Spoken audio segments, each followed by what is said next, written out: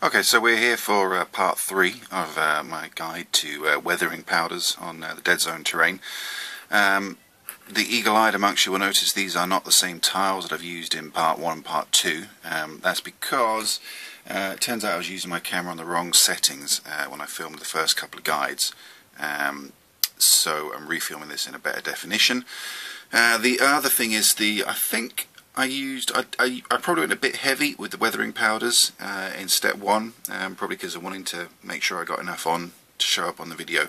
But it has left me with a bunch of tiles that are quite muddy, and probably more muddy than I really want them to be. So this is a second batch that I've done when I've gone a little bit lighter on the tiles. But apart from that, everything else is the same. Spray with thinners, sprinkle on the powders, let it dry, spray with more thinners, let that dry.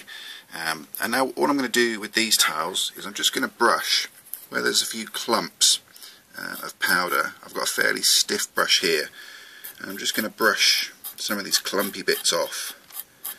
And what that's going to do as well is it's going to put a nice bit of extra dust and a few extra streaks on my tiles, just to give them that sort of that natural dusty look, naturally weathered look. So I'm just looking for the big chunks, and try and do all this with one hand while I film with the other. So apologies if I go off camera a little bit. So I'm just putting a few streaks in, just dragging off where there's some big chunks of powders, just so it doesn't look quite so much like there's little pebbles stuck on the tile.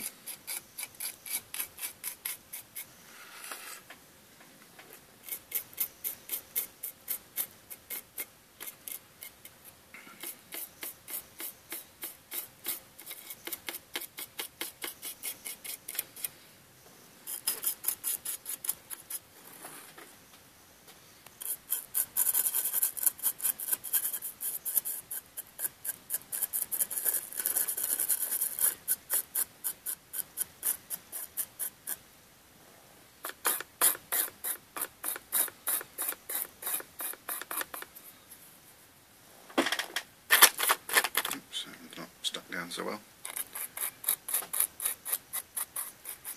Okay, so that's about all I really need to do for these tiles. The only thing that's left to do is seal it with a matte varnish. I'll use Army Painter's matte varnish, or non-shine varnish, I think it might be called. Again, as always, doesn't matter really the brand. The point is just to put something on that it's hard wearing and doesn't have a shine, and it will seal all those powders in so they won't rub off on your clothes or your furniture or your fingers whenever you use them. That's it, that's the guide. I hope it's been useful to you.